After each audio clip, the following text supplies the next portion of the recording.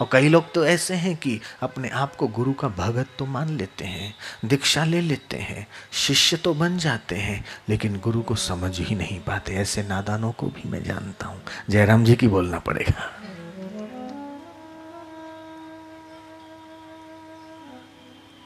इसी गर्व में रहते हैं कि मुझे तो 15 साल हो गए मैं दीक्षा लिया, मुझे 20 साल हुए मैं दीक्षा लिया, लेकिन तुम्हारे मन में ईर्ष्या नहीं गई, तुम्हारे मन में कर्तव्य अकर्तव्य के बारे में ठीक निर्णय नहीं हो पाया, तो तुमने क्या दीक्षा ली?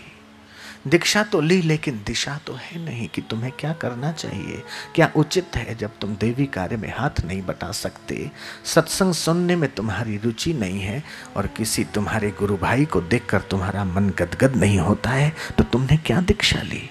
जयराम जी की बोलना पड़ेगा। वो तो दीक्षा सिर्फ नाम है कि मैंने दीक्षा ले ली, लेकिन दिशा तो है नहीं, दिशा तो बन ही नहीं पाई। दिशा की ओर तो तुमने ध्यान ही नहीं दिया कि तुम्हारे जीवन की दिशा ठीक है कि बेठीक है।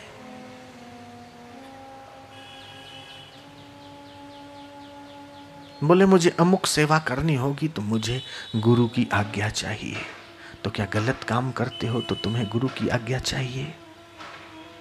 जयराम जी की बोलना पड़ेगा, समझने वाले समझ रहे हैं। मुझे ये भला काम करना होगा, सत्संग करना होगा, सत्संग में जाना होगा, तो मुझे गुरु की आज्ञा चाहिए।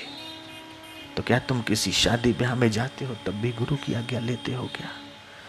क्या तुम शराब पीते हो तो गुरु की आज्ञा लेके पीते हो क्या? क्या तुम झूठ बोलते हो तो वहां गुरु की आज्ञा लेते हो क्या? क्या किसी को धोखा देते हो तो तुम आज्ञा लेते हो क्या? क्या घर परिवार के लिए कुछ काम करते हो तो क्या आज्ञा लेते हो क्या? ये तो एक बहाना है, एक छटकबारी है। तुम गुरु को समझ ही नहीं पाए। अभी बहुत बच्चे हो, नादान हो, अभी तुम्हें यात्रा करनी पड़ेगी। सत्य दूर है अभी तुमसे। जब देवी कार्य में तुम्हारी रुचि नहीं है, सत्संग में तुम्हारी प्रीति नहीं है, सेवा का कोई अवसर आता है, तो तुम विचार करते हो, तो गुरु को भी तुम्हारे कल्याण के लिए विचार करना होगा। सत्य अभी दूर है तुमसे, और तुम्हारे भाग्य में अभी और ठोकरें लिखी है, और कुछ जन्म मरण के चक्करों में अभी घूमना और लटकना लिखा है। इसलिए तुम्हें देवी कार्य में रुचि नहीं हो रही है। गुरु भक्त तो वो है कि जो अपने गुरु भाई को देखने के लिए व्याकुल रहता है, सेवा के लिए व्याकुल रहता है, वो है सच्चा सेवक, वो है सच्चा शिष्य। और कईयों को तो सेवा का मौका मिलता है फिर भी कन्नी काटते हैं। उनको तो बहाने चाहिए, कोई ना कोई बहाना मिले और हम ठोक दें, वो तो इसी इंतजार में रहते हैं। सेवा से जी चुराते हैं, सत्संग से जी चुराते हैं। समझ लेना कि वो सच्चे शिष्य नहीं हो सकते। उनका शिष्यत्व सिर्फ नाम भर का शिष्यत्व है।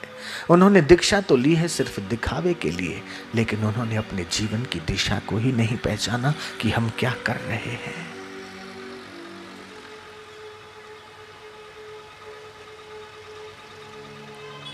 सत्संग के महत्व को सुनने और समझने के बाद भी जो सत्संग से वंचित रहता है, उससे बड़ा अभागा और क्या होगा। वो तो दिखावटी ही सेवक होगा और क्या होगा। नाम भर का ही सेवक होगा कि अमुक गुरु के इतने लाख इतने करोड़ सेवक हैं, मैं भी दीक्षा ले लूं तो मैं भी कहूंगा कि मैं इनका शिष्य हूं। शिष्य होने का दिखावा करना अलग बात है, और वास्तविक शिष्य होना अलग बात है। शिष्य होने का नाटक करना ये अलग बात है, वास्तविक शिष्य होना ये अलग बात है। कोई सेवा का मौका आता है और तुम्हें पूछने की जरूरत पड़ती है। एकनाथ जी महाराज जा रहे थे कांवड़ लेके, उसमें गंगा जल भरा हुआ था।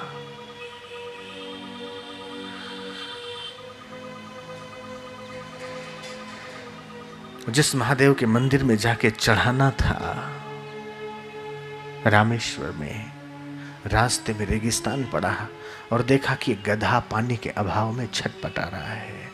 एकनाथ महाराज ने कांवड़ उतारा।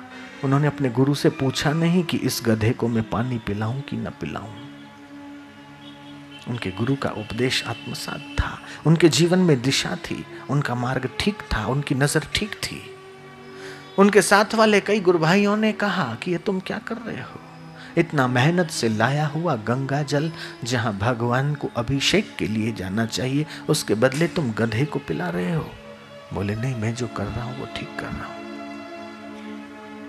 मैं जो कर रहा हूं ठीक कर रहा हूं। मेरे गुरुजी ने कहा है कि परमात्मा केवल एक जगह नहीं, परमात्मा तो सर्वत्र है। मेरा परमात्मा मुझे गधे में दिखाई दे रहा है, मैं उसकी प्यास बुझाऊंगा। मेरा यही रामेश्वर है, मेरा यही भगवान है, मेरा शिव जी यही है।